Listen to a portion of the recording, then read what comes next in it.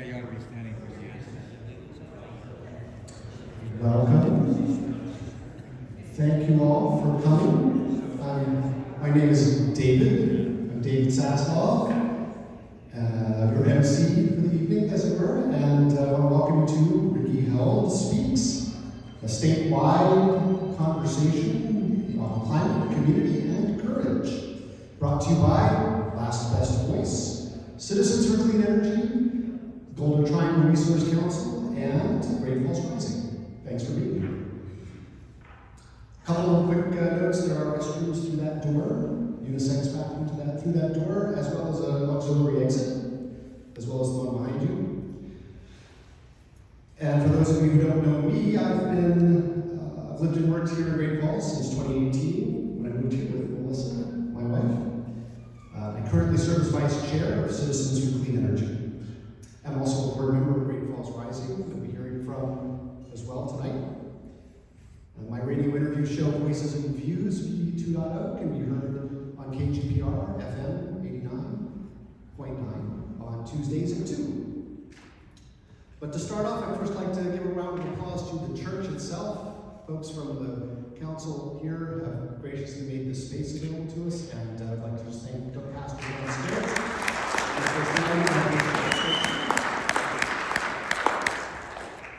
Beautiful space, nicely greened. Now, a quick word about Citizens for Clean Energy.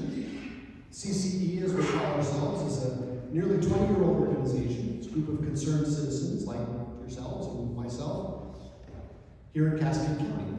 We come from all walks of life, retired and working, scientists, educators, and community leaders here in Great Falls. And we formed in the late 2000s as a response to news of a huge, energy-intensive, coal-fired project that was being planned for just outside of town in the east, which we were all told to welcome with open arms out in Highwood. And if you're not aware of the Highwood coal-fired plant, power plant, then that's probably a good reason for it. It doesn't exist today. It was defeated. It was not ever built. And a lot of that was because of Citizens for Clean Energy galvanizing the public, educating folks around the difference between dirty and clean energy, and in the end, that plant did not get built, and we're grateful for that. CCE and its supporters have gathered monthly here in Great Falls ever since, on a monthly basis, to dine together, socialize together, and to share the latest developments in clean and renewable energy generation. Everything from residential and commercial solar panel installations, which you can now get done through a local solar installation group, Bridger Renewables. Solar panels exist on the top of this church, thanks to Ken Gordon, who's around here somewhere, and they've been up there for over 10 years. Woo! And helping to alleviate the church's energy bill. We talk about things like the increasing range of the late model electric vehicles, and where all the charging stations are, our favorite road trip routes.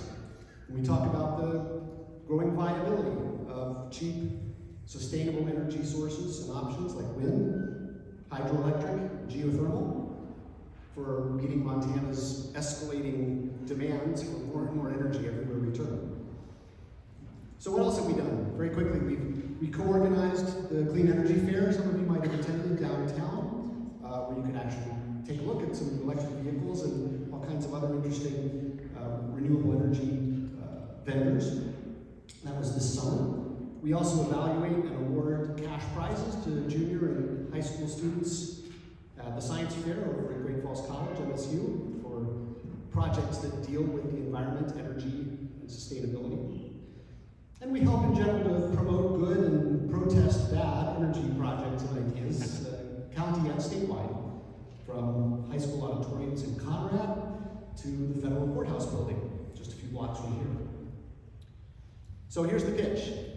CCE is earnestly and urgently seeking the next wave of passionate leaders and clean energy advocates to join our steering committee. Hopefully some of you who've come tonight and people that you talk to after tonight will decide to help us going forward into 2026.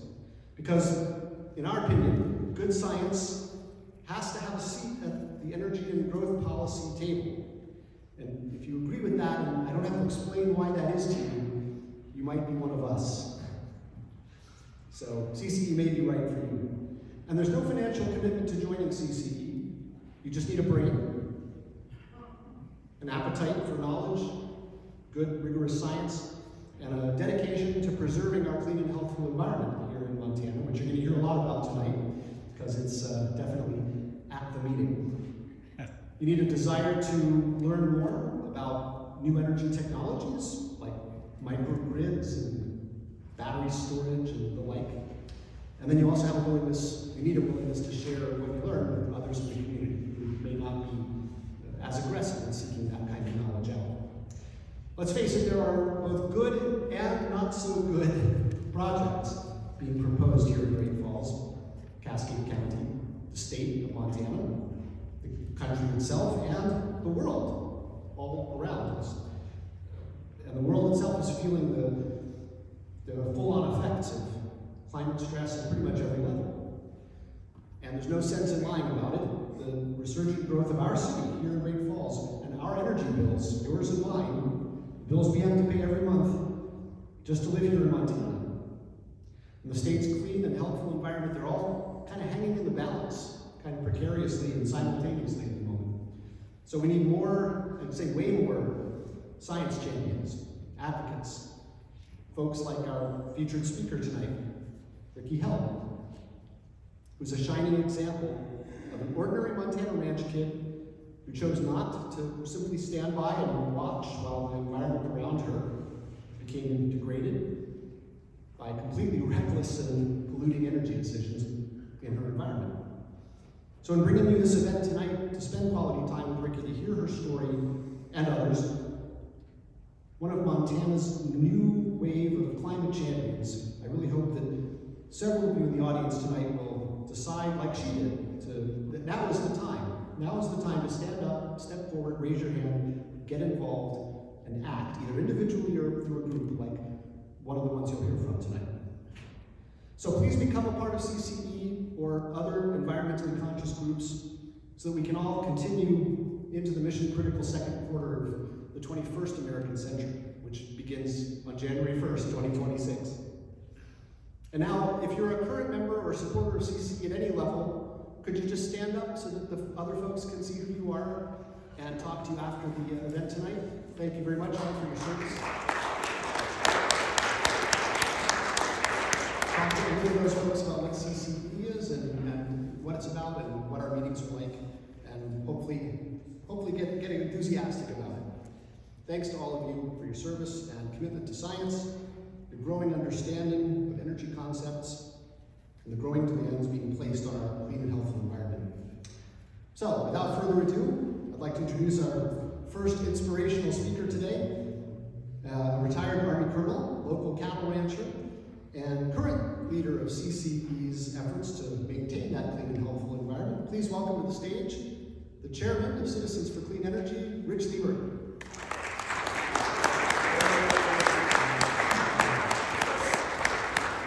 Want me to speak from here? Can you hear me? Music. What's that?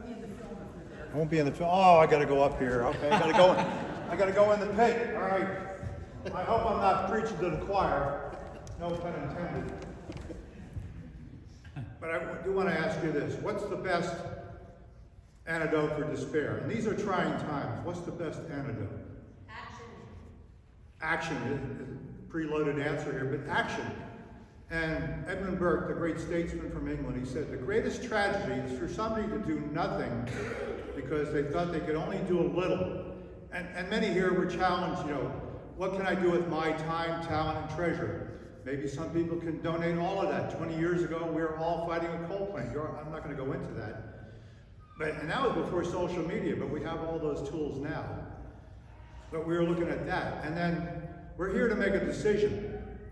And nothing in life is perfect. President Theodore Roosevelt, one of my favorite presidents, when you're making decisions, and we're going to be making decisions here, and the best way we can honor Rikki Held and all those before her and after her, and all those who are climate champions, the best way to honor her and others is to take some kind of action.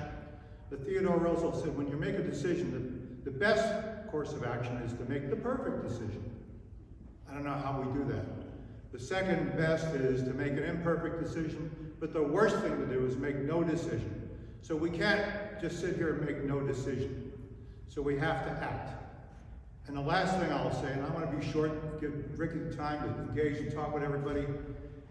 And this goes back, did anybody watch The American Revolution by Ken Burns? Raise your hand. Well, it's probably going to be on again next year as we get closer to the 250th anniversary of our great nation. But we're all patriots in different ways. If you can be a patriot for climate, if you can help somebody, if in some way, shape, or form you contribute. But Thomas Paine, who wrote The American Crisis and Common Sense, and motivated many and thousands. Remember, Christmas isn't that far away. What happened on Christmas Eve outside of Trenton? Washington's Crossing, a few thousand troops. That was all that was left, the last hope. So you have to get engaged and somehow. We cross that river, we go after it, we keep at it, we keep fighting, and it's tough in these political times. But Thomas Paine said, and I'll close with this, tyranny like hell is not easily conquered. Let's march. Thank you.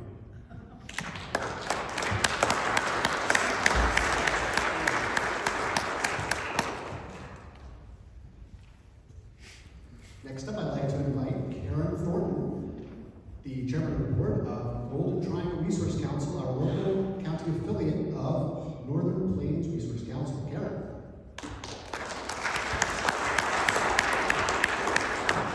Good evening. Thank you for coming. I'm going to put on my different hat first. This hat is as a member of First United Methodist Church here. I've been a member for quite some time. When I asked to use this facility for this talk, they said absolutely, because this is what God wanted us to do. He wanted us, she wanted us, however you want to put that, they wanted us to take care of our earth. I think it's in Genesis somewhere. That's what we're here to do tonight. This church feeds people, and that we started out handing out about 40 lunches a week. In October, we handed out 2,500 lunches. People are hungry, and it is directly in line with what we're doing here tonight. We need to advocate for what's going on in our communities. Upstairs, there are some people upstairs. House Great Falls runs the warming center here in our church, and they feed people every night that it's cold. So if you want to know more about that, see me after. I'd love to fill you in more. So my other hat tonight is as chair of the Golden Triangle Resource Council, which David said is an affiliate of Northern Plains Resource Council, which is a statewide group. If you don't know about it, we've got a table right out here. Sign up, take a card, we'll tell you all about it. But basically, we're trying to keep our clean air, keep our water as clean as we can, keep people in jobs, keep people doing what they want to do sustainably. And we need your help.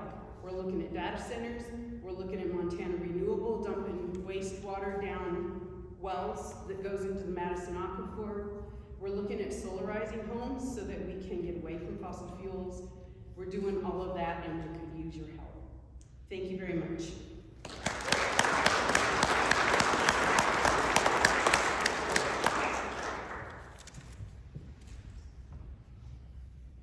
Next, I'd like to invite Jerry Jennings, president and founder of Great Falls Rising. Give her a hand.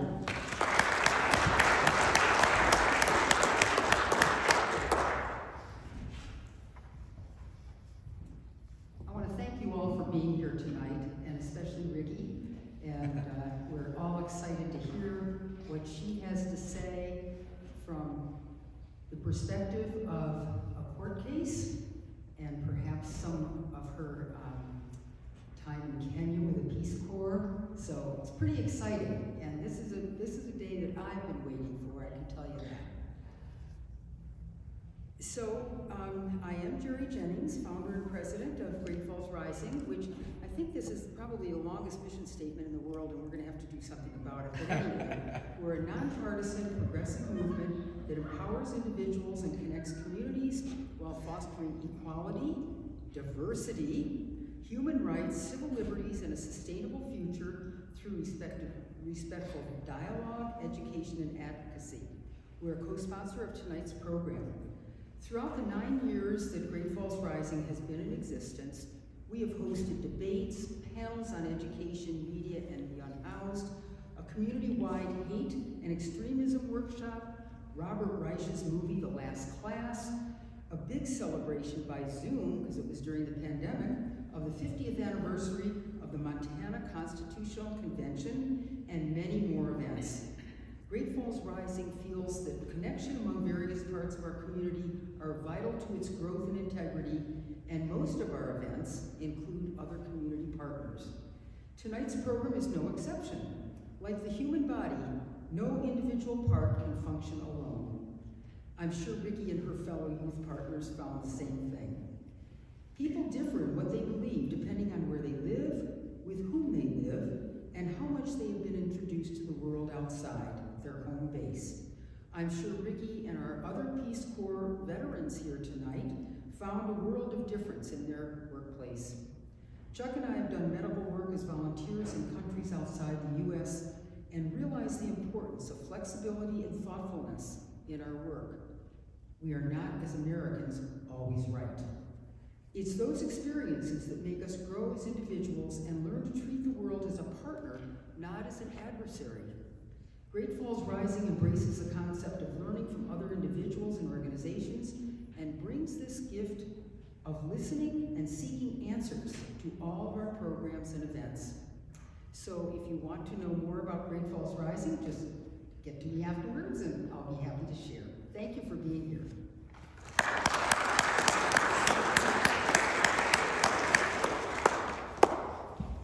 Okay.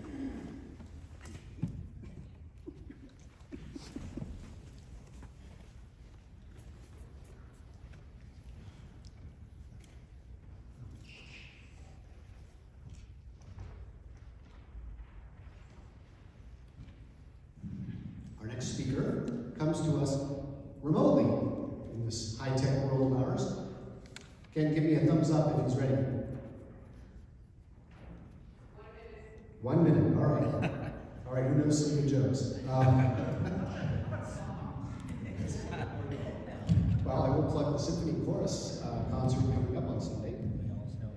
Several of us here are in that choir. I missed a rehearsal to be here tonight.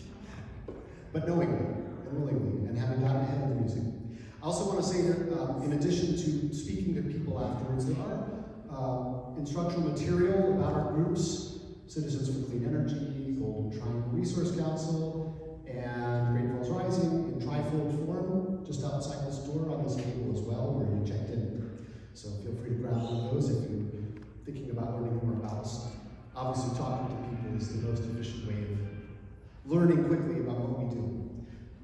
We had a really great crowd at the Robert Reich film that Jerry was mentioning over at the Celtic Cowboy. Robert Reich's last class at UC Berkeley was an inspiring event that counted down to the last day before he retired as a professor of essentially sociology and economics.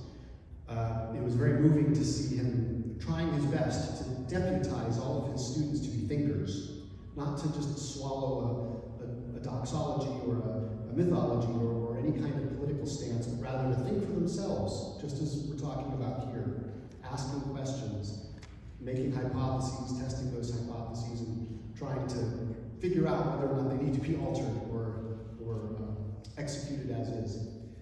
And that's a big part of the reason why Citizens for Clean Energy actually sponsors the science fair, because it's that level of inquiry, that science-based approach that we're trying to foster in the next generation. I'm seeing some lights up on the screen. Does that mean that Eli's with us? I'll start Eli's introduction anyway. So Eli Steinberg is our next speaker. Eli founded his high school Democrat chapter in May of 2024, long 18 months ago, at Sentinel High School in Missoula. And it was the first such chapter in Montana, but he springboarded from there to a national role as the development director for the High School Democrats of America. So he's actually another case of an even younger person who stood up, stepped forward, and decided not to just sit by idly, but rather to take some action and execute on his vision and his principles. He's an avid speech and debater, participates in those district competitions that we're also familiar with. He's in the Model UN and has entered several school knowledge and trivia competitions, and he interns with the Montana Rural Affairs Council from his home in Missoula. And he sent me a whole lot more about himself, but I'd rather get to hear him speak than me talking about him if he's on the Zoom and ready. Kevin, Karen, are we ready to go? I have to, but I can't get them up there. Oh. Give me 2 more seconds. 2 more seconds. Okay. So, quick show of hands. Who has driven in a hybrid or electric vehicle in their lives? Oh, see, this is definitely the converted choir here. Okay. How many of you have had conversations with folks that weren't privy to the joys of the economy and the noise reduction of those vehicles? Have you? He's there. What's that? Yeah, have you? Oh, he's there. Oh, there he is. Hi, Eli. Okay, I can stop song and dancing. Eli, the floor is yours. Are you audible?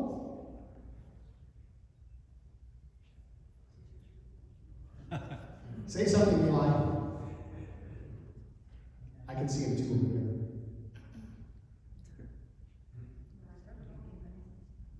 Try saying something, Eli. Oh, you just lost 15 years off his life. As am I up here. There we go. Hi, Eli. All right, we just need him back on the screen, and there we go. Eli, the floor is yours. I've given your introduction. Please take it away.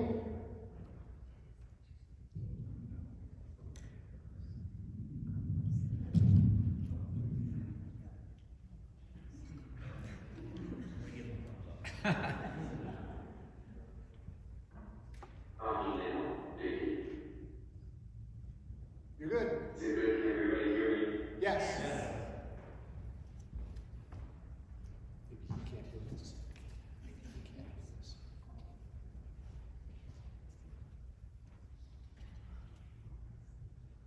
All right, just for clarification, did you go through my intro? You guys go speaking now?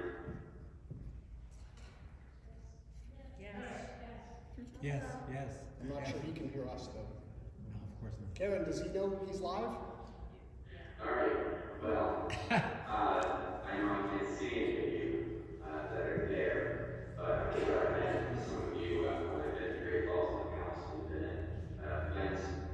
My name is Steve. Eli Steinberg. Like David said, I'm with National Democrats of America, and I do a lot of other work. And but I think the message of this event tonight is what Ricki's story proves is what I was trying to tell people. If you were in Great Falls to listen to my speech, the Cascade Committee has all heard this, but it's not a partisan message, it's a civic message, and that is that any citizen of this country can become actively involved in civic life and actively involved in improving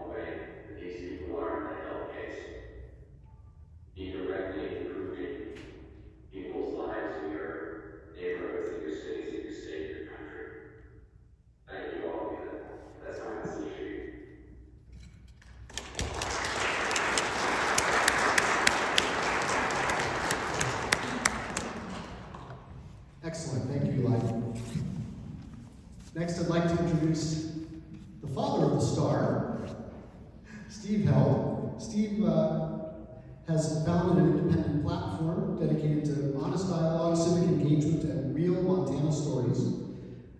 And he has membership. He's a businessman from the Powder River Country.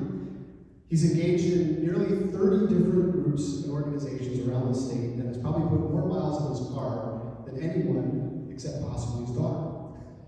In the last year he ran, or 2 years ago he ran for Montana's U.S. House District 2, but in his words, his most precious accomplishment is his relationship with his parents and his 2 children, Rikki and Held. Please welcome Steve Held.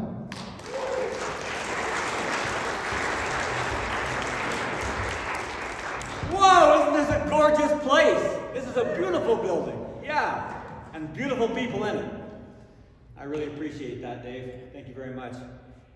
So, I want to thank David, Melissa, and of course Jerry, who I've known for a couple of years now. You're one of the first people I met, and Chuck, her lovely husband, and her little boy over there, Peter. And all of you great folks here. I've made so many wonderful friends here. Dylan, new friend there. He's going to be big in Montana politics. I can see it. Eli is on my board of directors. This kid is on my board of directors for Last Best Voice, because we have to lift up these young voices. And I think that's why David asked me to come here. And of course, he asked me to come here so I could bring Rikki. But I got to drive an EV vehicle today, which was kind of cool. It was an EV Silverado that they gave to me, not permanently, but gave to me to make this trip. And so Ressler Chevrolet over in Helena and Drive Electric helped sponsor that. I just want to say, give them a shout out. But I'm here for one reason. Hashtag proud dad. If I don't cry tonight, something's wrong, because I'm good at that. So I get the best job in Montana today, introducing my daughter. I want to tell you a little about Rikki when she was small. So this is the part she's going to hate, right? The whole day. Stories about her youth. She was standing and walking before she ever spoke a word. And one day I was out riding colts. I was breaking colts and riding them in the round corral out in the backyard. And Rikki came out and she pulled herself up by a rail and she was looking in the round pen and watching me. And she hadn't spoken and she was barely walking. And I was turning this young filly around, this beautiful young mare, Sorrel filly, and she was just turning so naturally and nice, and she was stopping, pulling her legs up underneath her. Just gorgeous, tucking her head up. It just makes your heart sing to do that. And so I was riding around and kicking up dust, and Rikki was standing on the rail looking in, and she said, "I do that."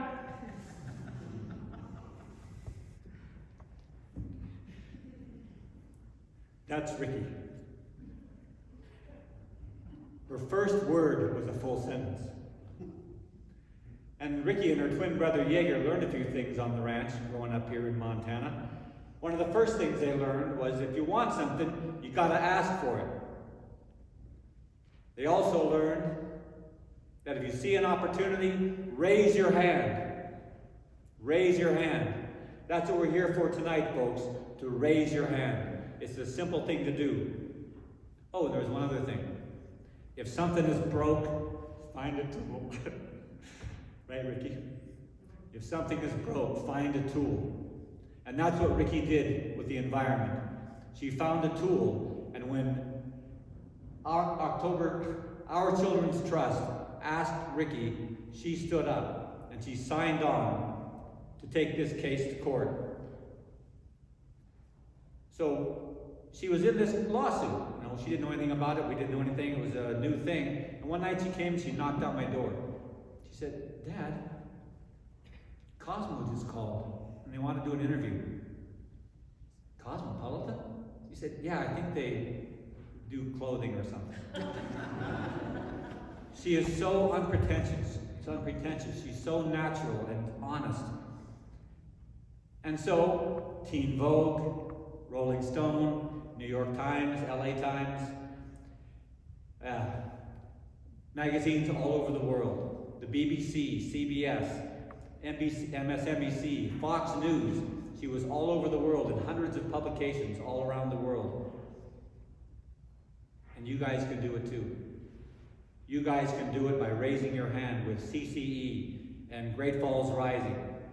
Montana Cattlemen's Association, we're here for the annual convention, but Golden Triangle Resource Council, and Last Best Voice, which is what we're using to go around the state and lift up people's voices. It's a nonpartisan group. We talk to some really awesome conservatives who have great ideas about how to help this state, and also, of course, progressives and people in the environmental movement, because we all are part of the environment. So now I get to introduce a young woman whose name means benevolent king hero with the strength of two men. I know that's what it means because I named her. Rikki Held of Held v. Montana, the first ever successful constitutional youth climate lawsuit ever in history.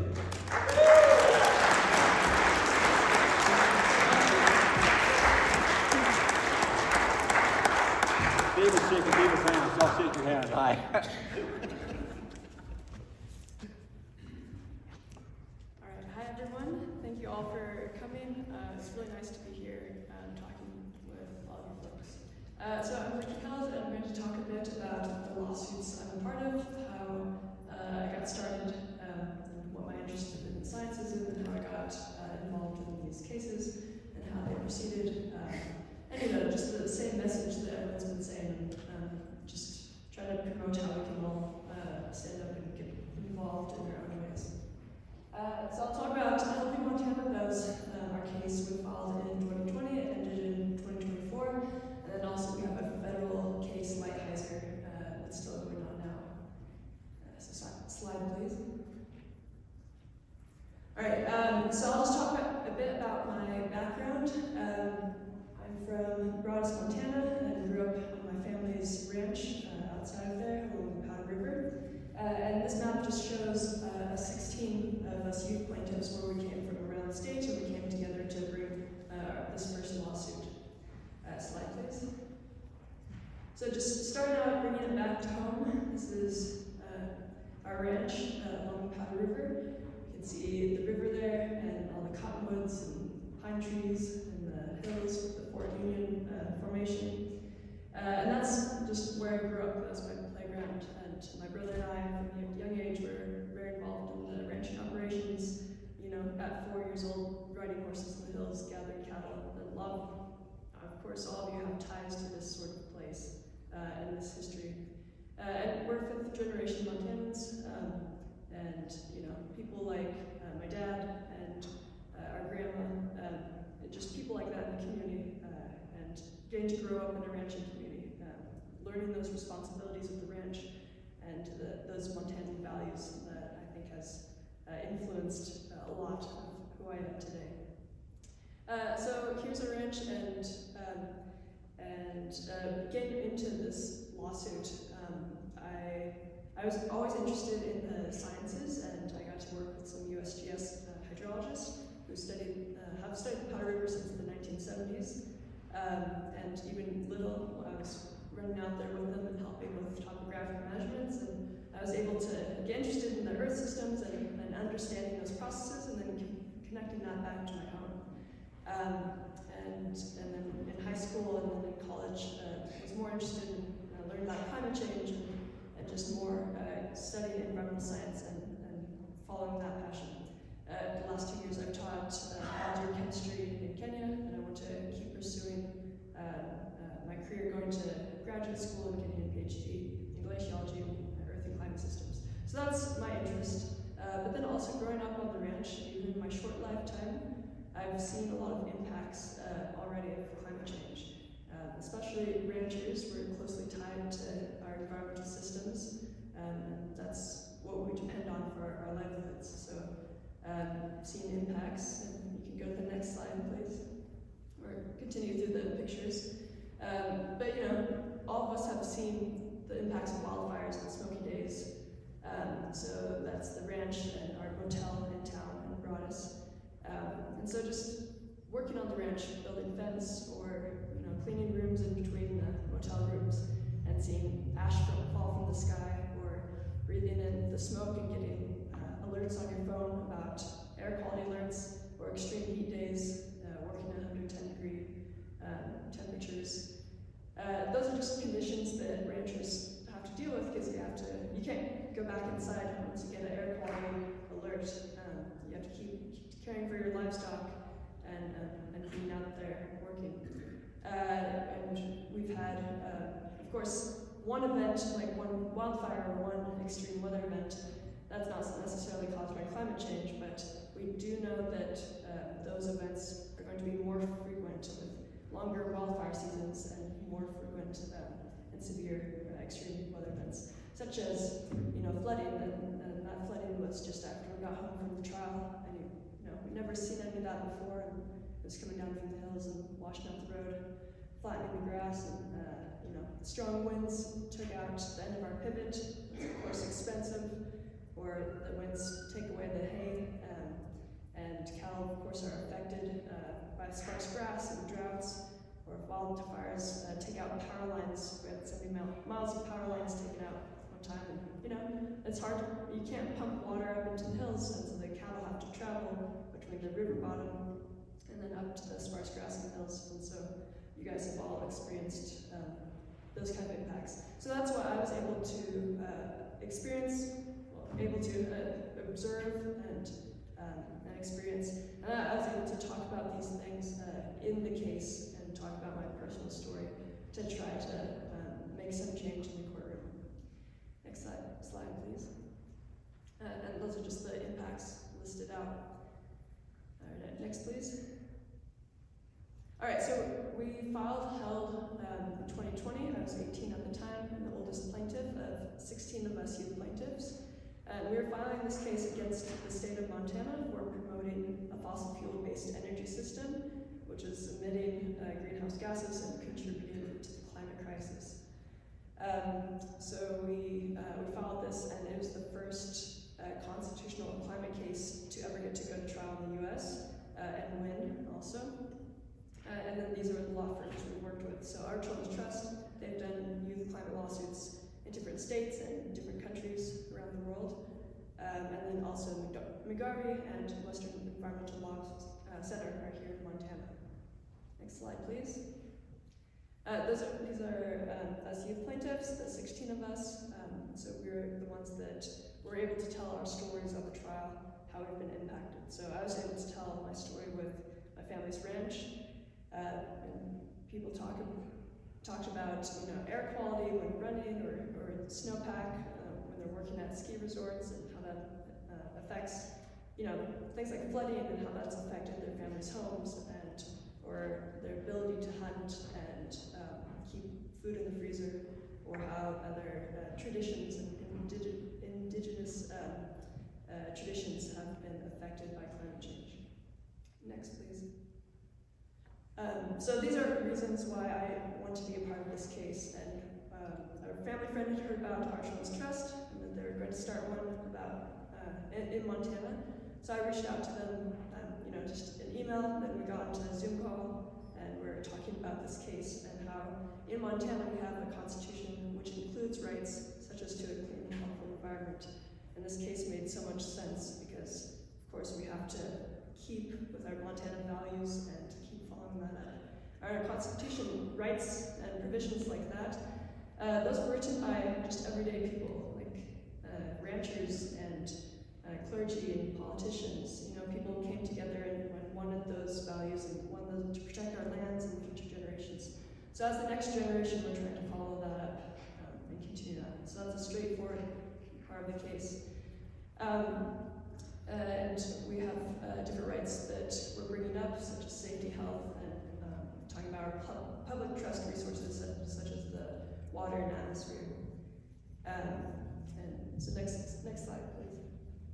But just in that quote there, each and every person also has a responsibility in this. So we got to go to trial in 2023. This was at the district court, and Judge Kathy Seeley ruled on this, and she ruled in our favor, and she listened to us youth plaintiffs telling our stories, and also the experts, which just all incredible, kind, wonderful people, and our experts did this work pro bono. We had climate scientists and and health experts and people talking about the feasibility of transitioning away from fossil fuels in Montana. So it was really wonderful being a part of that and seeing this story being woven together from different Montanans. Next slide, please. Here are, this is the media about the case, so it's gotten a lot of media. There's a landmark ruling, and it's also being used in other climate litigation going on around the world. Yes, we got a lot of attention, especially because people were able to, I think, relate to some of the stories that were being told, especially by youth coming out and saying this, and also the strong decision we got. Next, please. These are our arguments. I won't talk through all these, but these are our experts that helped support us in the case. First, we had Megan Ellingson. She was a delegate helping write some of the provisions in the Constitution in 1972. She was 24, so the same age as me now. So just, another person important in our history, and she was the first up to testify right before I went to the stand, and she kind of set that up. And one thing she stated was that the environment is no longer clean and healthful. She helped write that clean and healthful environment provision. And I can't read back there, but we had Running and Whitlock, our climate scientists, and they got the science in the court record, which I was really excited about as someone interested in that, and sticking to the truth and what we know. And we've had this knowledge a long time. The state of Montana has known about climate change and its effects for a long time, at least since the 1960s, and so we're behind on this. But we had lots of people. Dr. Lori Byron, she talked about health impacts, especially to children. Where young people are more impacted by things like bad air quality and extreme heat. And also, another reason youth are bringing these kinds of lawsuits is we're going to experience the impacts for longer, and youth don't have a say in our government systems. Youth can't vote, and then future generations don't have a say, so that's why we have to be doing something about it now. And then people also talked about indigenous issues, and how cultural practices are being impacted. Slide, please. I'll just skip ahead. Ann Hedges, she talked about just the regulations in Montana and how Montana has known about this for a long time. And I'll talk more about that in a second. Eric, he talked about things like how our emissions do matter on a global scale, and how in 2019, just the fossil fuels extracted in Montana, that was far more than a lot of places like even the UK and Spain and countries. And so we are standing on ground and have a lot of power over what's happening globally, even though we're one state. Jacobson was talking about the feasibility of transition, and we can do that by 2050. We can switch away from fossil fuels toward wind, water, and solar. And so we have the power to do that. We have solutions right now. And it's cheaper now, and it's going to put money in the pocket of people on the ground. And there's no reason not to do that. Slide, please. So one question that came up a lot in that trial and in the courtroom was, do our actions matter? Our state was saying pretty much that we're one state and this is a global issue. So, what does it matter what we do? But the thing I was thinking about a lot was responsibility. And we have responsibility as individuals, as states, as federal governments, and we have to do what we can. And so even if that's one state taking action, that's what's going to matter. And every ton of greenhouse gas emissions matters, which is what our experts said and the court agreed with. Next slide, please. One quote from the trial I really liked was Dr. Stephen Running. He's a Nobel Peace winning climate scientist. He said, what has been shown in history over and over and over again is that when a significant social movement is needed, it's often been started by 1 or 2 or 3 people. Slide, please. All right, so we've got our our favor from Kathy Seeley, and she agreed with us. She listened to our stories, agreed with our climate experts, and said that Montana was violating our constitutional rights and contributing to our harms. And yeah, basically, one thing I was excited about again was getting the science in the court record, and things like our scientists, they said that we need to get back down to 350 parts per million of atmospheric CO2. Right now we're over 420 parts per million. So that's a very basic deadline that puts a solid line of when we need to have a sustainable and climate systems able to sustain human life as we know it. You know, the Earth will exist before and after us, but it's how much we care about our communities and you know, the Earth systems that we've relied on here for generations, just in Montana. And the Montana Supreme Court, they affirmed Kathy's ruling, and they also agreed with us and went on to say that we also have a right to a stable climate system.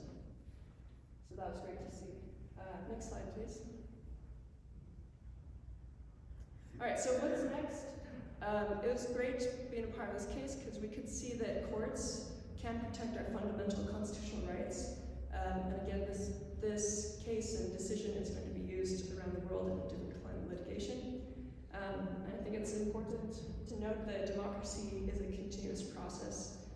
And so what we do in our actions, it does matter and it does make a difference. There were in the last session recent legislative bills amending the Montana Clean Air Act and NEPA, the Montana Environmental Protection Act, and that's basically preventing state agencies from doing environmental reviews in permitting fossil fuel permits. And so what that means is it's harder to deny fossil fuel permits, and so we need to keep following up on any of those actions. My last slide, it was just, I was talking about Lighthizer. So it'd be good if we have it up there. But that was our case, and it concluded, but we still need to keep following up on that in Montana. Quickly, the case that we're doing now is Lighthizer. We filed this year. It's Lighthizer v. Trump. And that case is looking at three executive orders by the Trump administration, unleashing fossil fuels and beautiful clean coal. And basically what we're saying is our arguments are executive overreach. There's been, for example, certain laws passed by Congress, such as the Clean Air Act, that are being bystepped by the executive branch by declaring a national energy emergency, so they don't have to, abide by those rules. And forgot what else we're going to talk about, but yeah, just with that case, it's 22 of us youth plaintiffs. We're from different states. A lot of us were part of the Montana case too, and we're continuing that case. We had our evidentiary hearing this year with Judge Christensen, and unfortunately he dismissed the case. He agreed that we are being impacted as youth plaintiffs, and he agreed that the executive orders are contributing to those harms and impacting us, but based on judicial grounds, he dismissed the case. So we're appealing to the Ninth Circuit and continue to follow up with that. But he was worried about not having the power, even as a judge, to really make a difference. Kept asking what he could do. But we have to keep taking the steps we can and following up on these cases. And then last slide, please. All right, and I just pulled this up, found it online real quick, and a lot of these organizations are, people from them are here today. But there's a lot of ways to get involved, and all you have to do is reach out and take one step, move one pile of sand at a time, and just, what we've all heard of before. So that's my talk. If anyone has any questions, feel free to also continue the conversation if you have any of your own comments.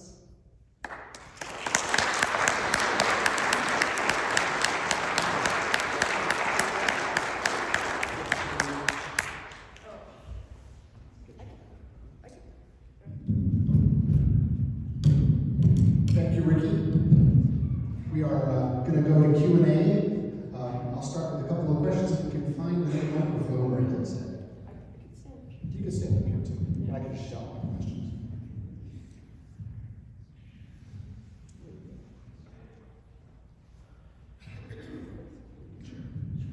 Okay. So you spent 2 years in the Peace Corps. Can you give us a sense of the perspective on climate from across the Atlantic Ocean and in Africa?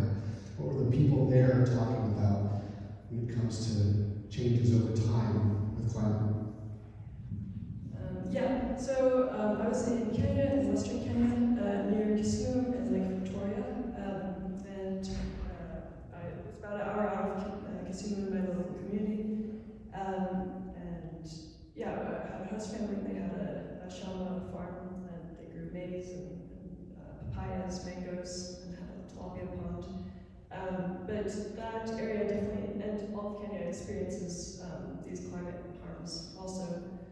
For example, in the time I was there was a lot of flooding at one point. Lots of people died around the country from the floods. Even some volunteers across the bridge were taken in because the water level was going over the bridge.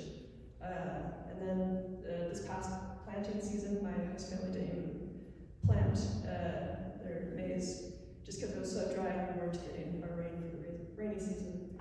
And the conversation is there. People aren't focused on it as much.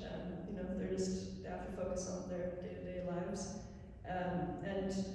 It's the same as here. There's still lots of misinformation out there, but some people do know about it or are concerned. Kenya also has a lot of renewable energy and hydropower going. With my school, we worked on a solar project just so the power is more reliable there. So I guess that's basically the answer, but people are concerned, but also they have to just get along with daily life, and it's going to really take, countries like the US with a lot of funding and truthfully just all the harm that we've caused and all that we've done, we have to stand up and take responsibility for a lot of that. Hopefully that answered it. Oh yeah, that's a great answer. We had an interview on KGPR Voices and Views on Tuesday, and we discussed a couple of these things.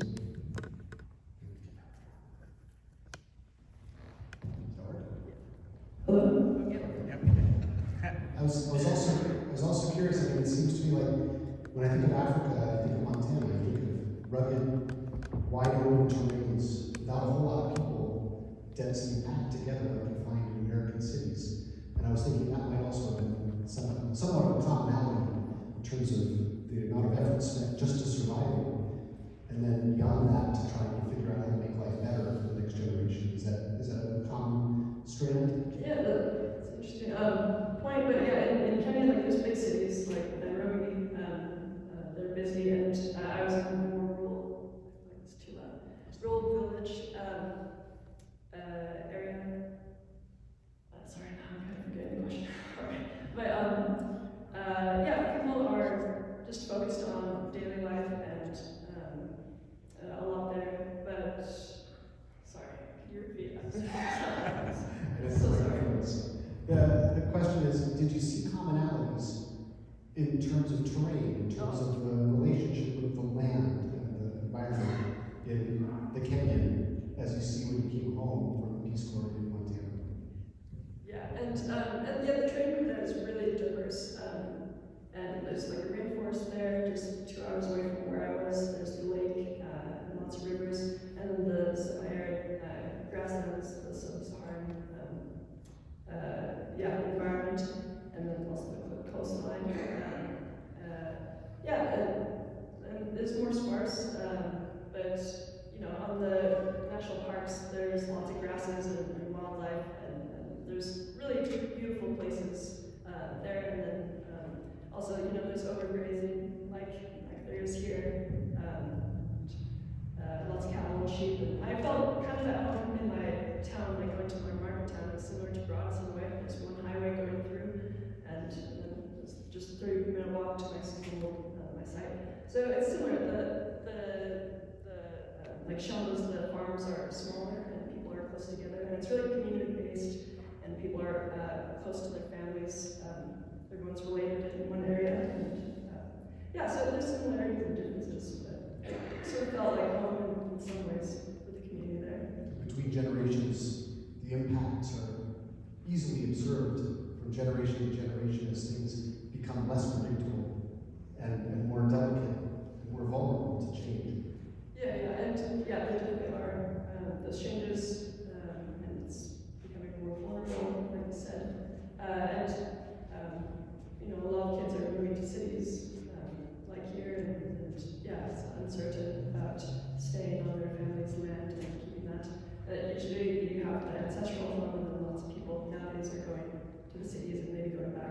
visit family.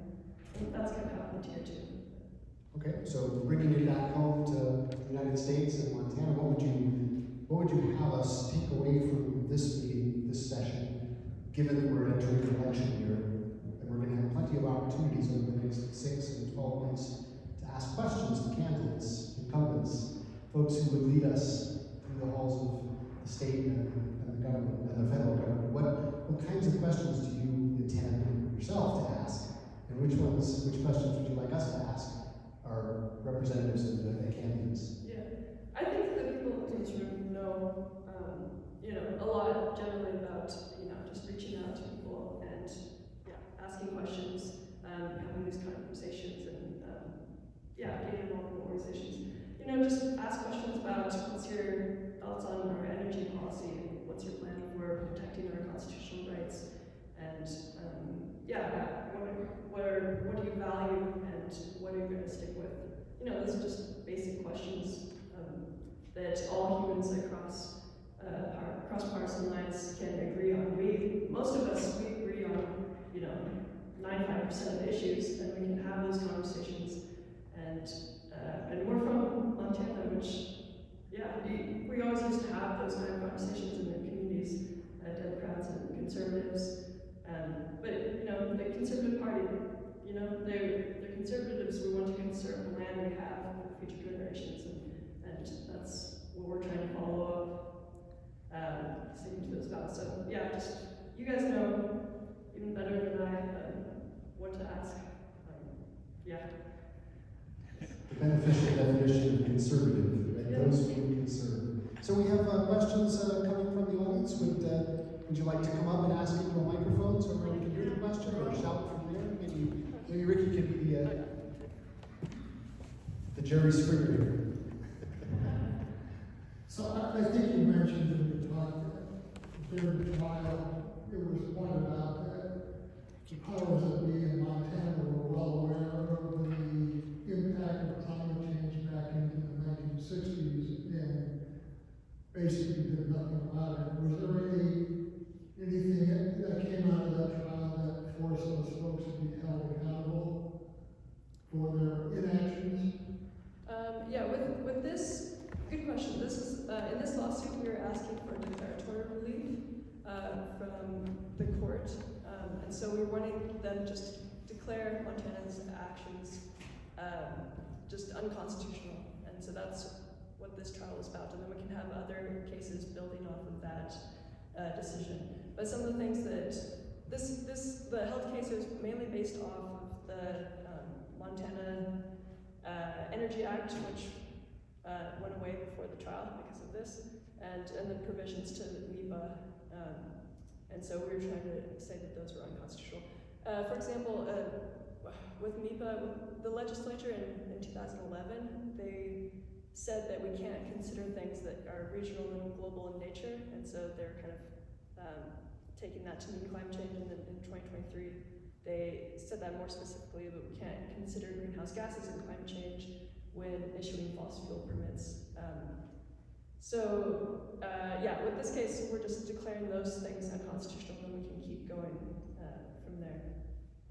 And hopefully,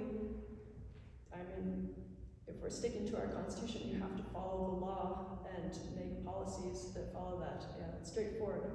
But that's going to take us following that up and holding our governments accountable.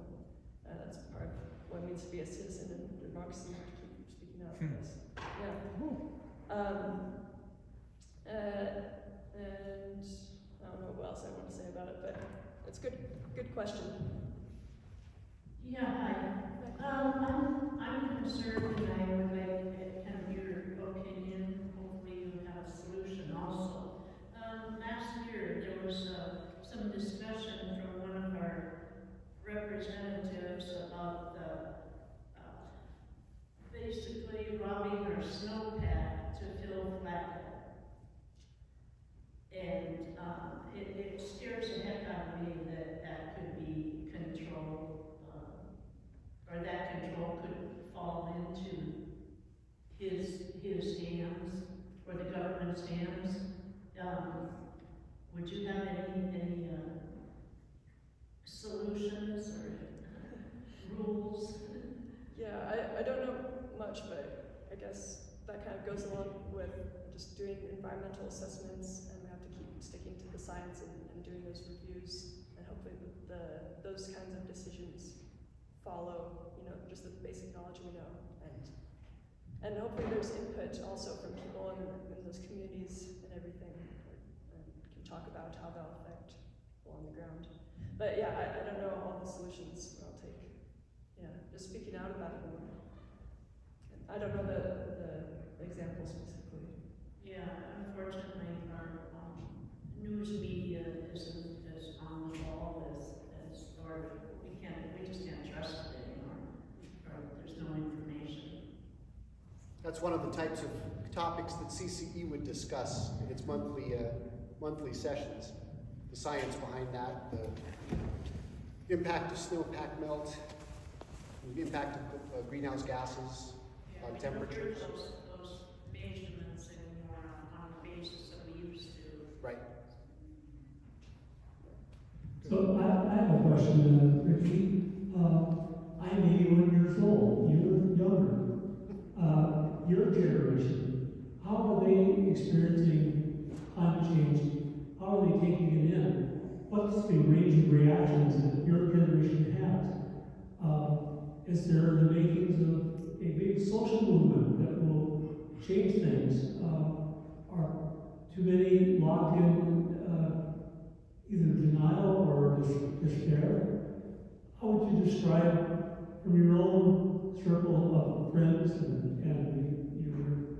your high school and college experiences? What is that range of feelings, if that's even describable? But give it a try, please. Yeah, this issue can be really terrifying for people in my generation, especially when our governments and our systems that are supposed to protect us aren't, and we can't keep waiting for the next generation to come along and solve this. So it is scary, and people in my generation are talking about whether they should have kids or not, whether that's ethical, and putting them in this world. And yeah, so that's some of the fears, but I also think that a lot of things are being done, and we are in the middle of this movement transitioning toward just having these conversations, and the conversation has changed a lot even in the past few years, and the transition is slow, but we're slowly making progress and have to keep working on it. But yeah, I think that you can't let the fear just prevent you from doing action. Like we said earlier, all we can do is what we can do. So yeah, we have to focus on that. Thank you. Thank you.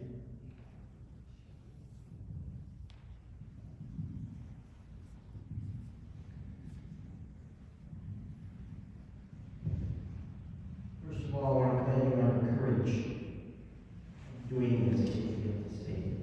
I commend you for that. One of the top topics now is hot topics, AI data centers. I've heard good and bad about this, and need for water to keep these cool, and the energy needed to supply energy for these centers to function. Now, I heard of something a week ago from the CEO of Google. It seems might be a good solution to the data center issue. He predicts in 2028 they're going to start shooting small modular data centers into space. I don't know, that sounds like kind of a solution to the environmental issue. Use of water, because space is cool. And the solar energy they retrieve from the sun directly. What is your opinion on those AI data centers? They're going to take up a lot of energy, and they're not going to be very good for the environment. Yeah, so it will be interesting to see how all of that shifts in the next couple of years in my lifetime, how that changes. And yeah, I guess, I don't know, it's interesting. I hope that we continue focusing just more on what's happening in Earth, and about something about like, should we go to Mars and set up a colony there or something. But, we have our home here, and even if it keeps getting degraded, it's not Mars yet, and we can build our systems here, and we have a responsibility to this place. So I think just keep focusing our efforts here, and we have to get at the solution, which is fossil fuels, and those impacts. And there's a lot of things that have to change, like our mindset, and what we want to focus on. Really, that's AI systems, or local organizations like staying local with food and whatnot. And, there's a lot that we have to think about and rethink about our systems. I know that's a very answer, but it's good things to discuss. All right. Last question. So we have tax incentives for green energy for homeowners, right? You get an appliance that's low energy, more efficient, you get a tax write-off for that. Are there any incentives for businesses and especially large corporations coming into the state to incentivize them to do more environmental building and whatnot? And I really don't have all the ins and outs to that.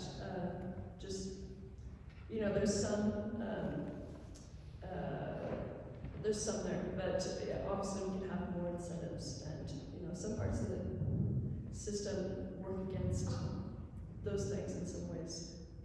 Just like with my dad, we've talked. This is a little off, but we've talked about water rights in the state and how we switch from irrigation to pivots, and we were going to use less water for pivots, and that loses our water rights. Even though that should incentivize, there should be incentives in place that promote using less water, but people have to use it to keep their water rights, to make their land more valuable. So there's lots of incentives with solar.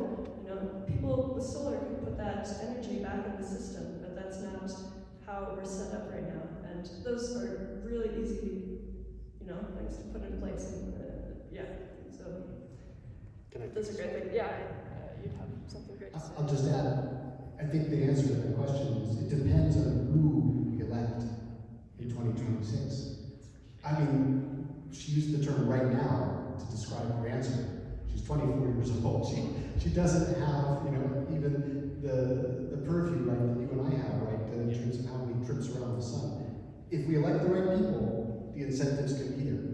Yes. Right. Exactly. Last question, perhaps, and then we'll wrap it up.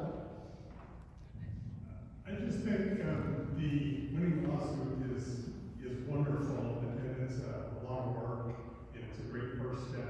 And now we have a lot of companies and a lot of individuals with a lot of money that have influence in Montana, and they're trying to make the results of that lawsuit less important. And kind of an open question to everyone: what can we do as individuals and with the Montana legislature in really focusing on the important things that the legislature may be trying to pass? But if we get comments to them, maybe we can avoid some of those issues. Definitely. And if you haven't heard from anyone in the room, in the last session, half the bills up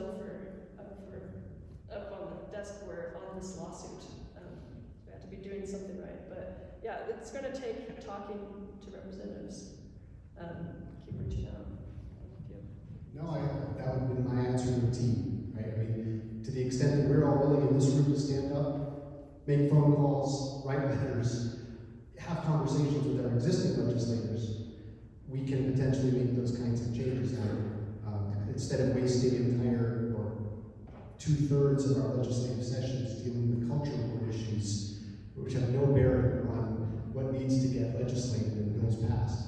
That's just not acceptable, and I think people need to hear that. What we want them legislating, what we want being drafted into law and passed. With that, I'm going to thank Rikki for taking this is Empire to never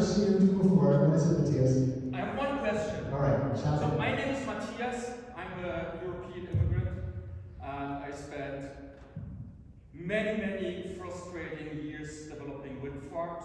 Some of them years were more positive, but it's a frustrating business. Now, your success in the courts is amazing, and you personally, what tangible results, maybe in the short term or the long term, do you hope for comes from this? If you could rub a lamp and a genie came out, what would be your 3 wishes? Yeah, that's a good question. I don't know. I think a lot of this is pretty straightforward, and we just have to keep following what we say that we will. Again, with our values. And with this case and this decision, what we're hoping is that it's going to take a lot more work, but that's kind of set at least the legal ground. And it has our expert testimony in the court record, and we can base our future decisions off of that information. In the courtroom, we can't argue about the facts, and we have to follow that. So I hope that we keep following that as someone who wants to go into the sciences. But we have the information and the knowledge and the empathy. I hope we keep finding that to make laws and make systems that are going to protect people. I'm going to stand up and just say David Mack. I'm breaking the rules. Matthias, thank you so much, man. So, according to Mark Jacobson, Professor Mark Jacobson of Stanford, if we put a windmill on top of every abandoned oil well in America, so we're talking abandoned oil wells, they've already got power coming to them, so they're on the grid already, right? You put up a windmill on top of an abandoned oil well, it's already got desiccated ground under it, we could restore some of that during that process. Put up a windmill on every abandoned oil well in America, we could power 2/3 of the world. We've got to have solutions. What's that? And kill all those damn birds, right? Anyway, thank you. Yes. Well, the technology's all there. Yeah, It's not rocket science. we've got the Literally, science. it's Right. But I have Tesla and I have Starlink in my car, so yeah, we do have rocket scientists. We don't even use it. We'll have to have a Thanks, discussion over pizza or something, I think. Well, anyway, just to wrap it up, Rikki, we're truly impressed. And we've all been excited to meet you and find out what you've been doing after the court case. And I'd love to know more about the other youth that were in the court case at some point, but that's not for tonight. And what future thoughts your group has as far as what you might do, and we'd love to see you in court again. Stay tuned. Anyway, what an incredible amount of work these young people have done over the past decade. We have to remember that things don't happen overnight, unless you have a special pen in the White House. Our youth have a passion, did their homework, worked as a team, and they won a monumental court case to protect our environment and decrease climate change. They took seriously the words in the Montana Constitution, the promise to us for a clean and healthful environment. When I look back, I see myself sitting as a Celtic cowboy during the pandemic with Arlene Reichert, learning all about the 1972 Constitutional Convention. She had so much to tell me and so many notes to give to me that it was not limited to one time together. Now, many of you know Arlene as the bridge lady, and she was the one who almost single-handedly stopped the destruction of our beautiful arch bridge over the Missouri River. She formed a committee, got people excited about it, and we now have this living history in Great Falls. It reminds me of what these young people are doing to protect our climate. However, to get back on the theme of a clean and healthful environment, Arlene was a delegate to the 1972 Constitutional Convention. There were 100 delegates who worked for close to 2 months to release our Constitution from the copper collar that controlled Montana for almost a decade, almost a century. At the 11th hour, or even closer to the 12th hour, Leo Graybill from Great Falls, the chair of the convention, approached Bob Campbell and Maynard Ellingson about the words clean and healthful environment that had been debated and all but thrown out for further discussion. In his words, he said to Bob and Maynan, "Try it again. I think it might work." Of course, they were less than confident at that point, but knowing Leo, they gave it a go. It passed and the rest is history. However, as we all know, history can be altered. I know that Maynan has worked tirelessly since then to preserve our Constitution. Just as a side note, she was the exact same age, as Rikki mentioned, as Rikki is now when Maynan worked her magic.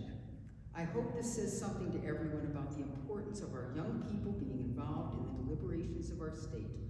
According to Maynan, to the extent that Montanans want to achieve and preserve a clean and healthful environment, they must vote for legislators and other officials who not only take an oath of office to uphold the Constitution, but believe in the Constitution and accept their duties under it.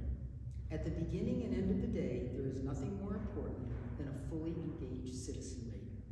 Thank you, Rikki, for your passion and persistence. It's impressive to all of us and also evidence of what our young people can do to keep Montana's environment and gather on other young people to serve and persist as you are.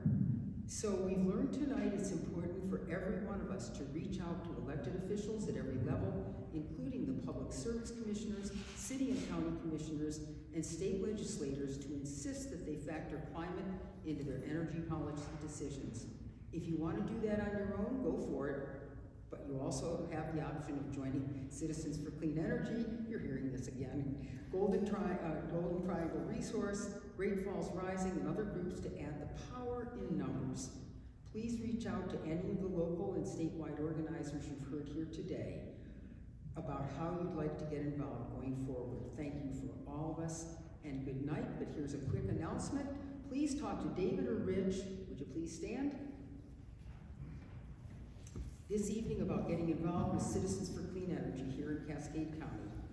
They're on Thursday, January 8th at the Haute Hive in Great Falls, 5:30 to 7:30. It's featuring MEIC President Ann Hedges, and we know how much Ann has affected good things in Montana, and an array of other experts concerned with the impact that data centers could have on Montana's clean and healthful environment. And their next all-hands meeting, Wednesday, January 14th at 7 p.m. at the banquet hall at the R&R restaurant. All energy advocates are welcome. Again, Rikki and your crew, thank you very much.